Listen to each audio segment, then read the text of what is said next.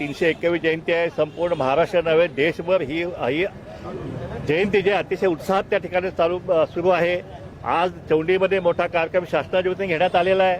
धनगर समाजाची प्रमुख मागणी जी शेड्यूल ट्राईबची सवलत जी आहे ती लागू करण्याविषयी तिची त्या सर्टिफिकेट देण्याविषयी मागणी ती आज नक्की काहीतरी त्या ठिकाणी निर्णय होईल अशी अपेक्षा जी आहे संपूर्ण महाराष्ट्रात धनगर समाजाची आहे.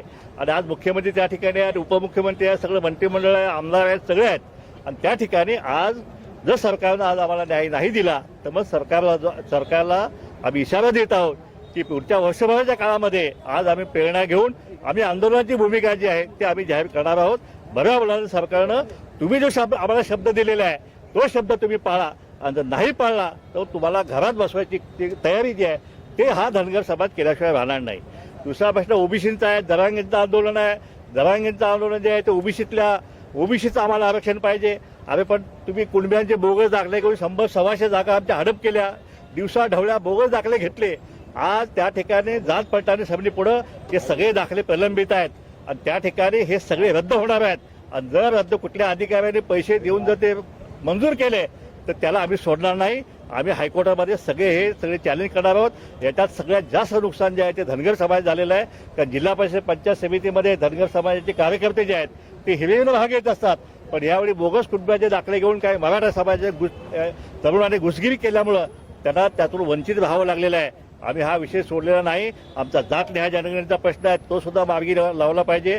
येत्या 11 तारखेला आम्ही मुंबईमध्ये आम्ही सगळ्या ओबीसी नेत्यांची बैठक घेतलेली आहे. त्याच्यामध्ये आम्ही राज्यव्यापी जो आहे आम्ही आंदोलन जे आहे आम्ही निर्णय जो आहे त्या ठिकाणी आम्ही केल्याशिवाय राहणार नाही. ही जयंती 31 मेला येते तर संपूर्ण महाराष्ट्रात ही जयंती धूमधडाक्यात साजरी केली जाते. पण मुंबईमध्ये एकमेव असं हे चर्चगेट ठिकाण आहे जिथे अहिल्यादेवींचा पुतळा इथे बसवलेला आहे शिवाजी बापू शेंडगे यांनी. त्यामुळे इथे एक वारसा आहे, परत इथे त्यांची ख्याती आहे, इथे त्यांचं नाव आहे. त्यामुळे मुंबईमध्ये इथे चर्चगेटमध्ये अहिल्यादेवींचा स्मारक असल्यामुळे मुंबईमध्ये कुठेही जयंती सकाळी साजरी केली जात नाही, ती संध्याकाळी साजरी केली जाते. त्यामुळे मुंबईमधील आणि मुंबईच्या जवळपासचे जसे ठाणे, पालघर, भिवंडी असेल, परत तुम्हाला सांगतो वाशी असेल, तिकडनं पनवेलवरनं असेल, तिकडनं लोक इकडे आले मोठ्या संख्येने. सकाळची जयंती इथे मोठ्या उत्साहात आणि पूर्ण जोशात साजरी करण्यात आलेली आहे. महाराष्ट्रातील धनगर समाजाला माझं एकच विनंती आहे की पूर्ण जिथे चौंडी असू देत या चर्चगेट असू देत तिथे सर्व मोठ्या संख्येने एक धनगर समाज जमून अहिल्यादेवी होळकरांची जयंती साजरी केली पाहिजे. त्यानंतर पूर्ण महिना आहे तिथे आपल्या आपल्या जिल्ह्यात आपल्या आपल्या तालुक्यामध्ये अहिल्यादेवीने जे कार्य केलेत, जे कामं केलेत, जे मोठे मोठे मंदिरे बांधलेत, घाट बांधलेत, अहिल्यादेवींची कार्य हे सर्व जगाला दाखवून द्यायची कामं धनगर समाजातल्या मल्हार सैनिकांनी व अहिल्यादेवी होळकरांच्या रणरागिणीनं करावीत.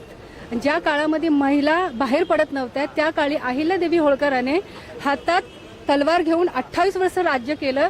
अशा महिलांचं कार्य पुऱ्या महाराष्ट्रामध्ये काय महाराष्ट्राच्या बाहेरही माहिती आहे, तरी आपण अजूनही दाखवून दिलं पाहिजे असं माझं पूर्ण महाराष्ट्रातील रणरागिणींनी सांगणं आहे आणि निवेदन आहे. आणि पुन्हा एकदा अहिल्यादेवी होळकरांच्या जयंतीनिमित्त सर्वांना खूप खूप शुभेच्छा.